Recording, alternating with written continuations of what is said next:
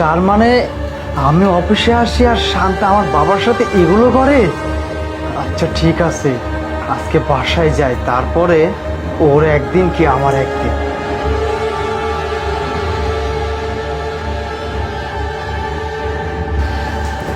দেখেন ম্যাডাম, আপনি স্যারের সাথে যা করতেছেন এটা কিন্তু ঠিক না ম্যাডাম, এটা কিন্তু অন্যায়, এইসব করা কিন্তু একদম ঠিক না।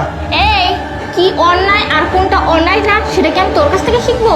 হ্যাঁ, মনে হচ্ছে তুই এই বাড়ির মালিক। আরে কাজের লোকের মতো থাকবি। দেখেন ম্যাডাম, তারপর স্যার একজন বয়স্ক মানুষ, আর ওনার ছেলে যদি জানতে পারে আপনি ওনার সাথে এইসব করছেন তাহলে কিন্তু খুব খারাপ হবে বিষয়টা। ওই ওর ছেলে কি করে জানবে রে? ওর ছেলে কিচ্ছু জানতে পারবে না। আর ওর সাথে কেন আজকে নতুন এরকম করি নাকি? আমি প্রত্যেক দিন ওর সাথে এরকম করি। আর শোন, তুই কিন্তু কিছু বলার চেষ্টা করবি না, তাহলে বলার চেষ্টা করলে এই বাড়ি থেকে না একদম লাত্তি মেরে বের করে দিব, বুঝতে পারছিস? ঠিক আছে ম্যাডাম, চলেন রান্নাঘরে যাই, কি রান্না করতে হবে দেখিয়ে দিবেন। ঠিক আছে, যা, আসতেছি। এই বুড়ো সর।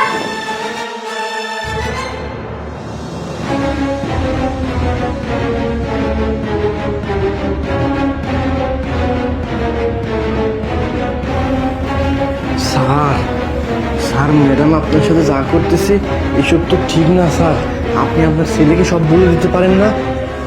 না বাবা, এই কথাগুলো বলা যাবে না, বললে পারে বৌমা আমার প্রতি অনেক অত্যাচার করবে। তারপরেও তো দেখেন স্যার, এইসব যা করতেছে ঠিক না, দেখেন মেয়েটা অনেক খারাপ। তুই এখানে কি করিস? তুই না বললি যে কি রান্না করবি, দেখাই দিয়ে আসতে? না। তুই এখানে কাজ? হ্যাঁ, এই যে স্যার বললো যে পানি যে নোংরা, তাই মুছতে আসছে। যা, যা, এখান থেকে যা। রান্না করে কি রান্না করবি সব দেখিয়ে দিয়ে আসছি, যা। ঠিক আছে।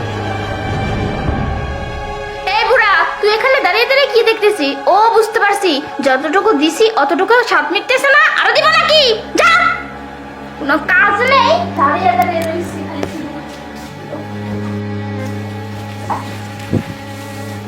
স্যার, স্যার আপনি আসছেন? স্যার আপনি একটা জিনিস দেখাবো, দাঁড়ান স্যার। দেখা। এই যে দেখেন স্যার, দেখছেন ম্যাডাম কি করে? আপনার বাবার সাথে ম্যাডাম কি করে দেখছেন স্যার? ম্যাডাম আচ্ছা। আসবে আমার।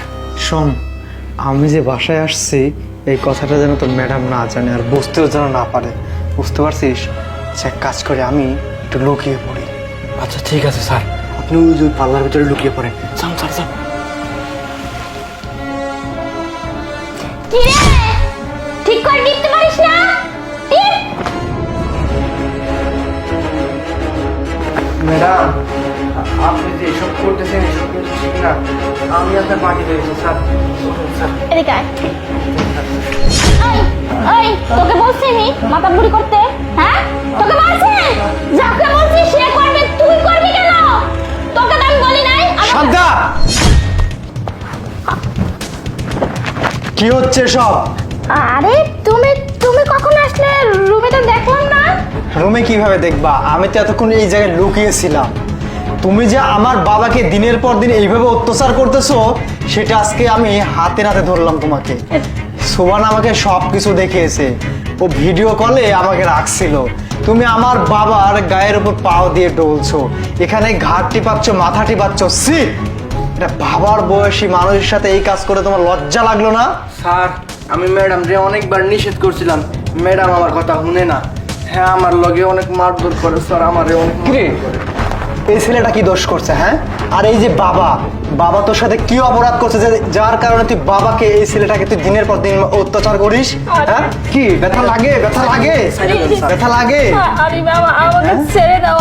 আসলে আমি বুঝতে পারিনি তুমি এত রেগে ছেড়ে যাবে। দাও না, তুই যেই কাজটা করছিস না তোকে ক্ষমা করব না, তোকে এই বাড়ি থেকে মারতে মারতে বের করব, আর আমার বাড়ির ত্রিসীমানা তোকে আর কোনোদিন না দেখি। আরিফ শোনো না, আমি কোথায় যাব? আমাকে এবারের মতো মাফ করে দাও প্লিজ। মাফ করে দিব, এবার মাফ করে দিব, পরের বার তুমি আমার বাবাকে দিয়ে আবার একই কাজ করাবে।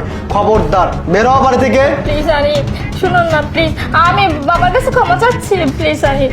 তোমাকে বের হইতে বলছি, বের হও, বের হও। আরিফ,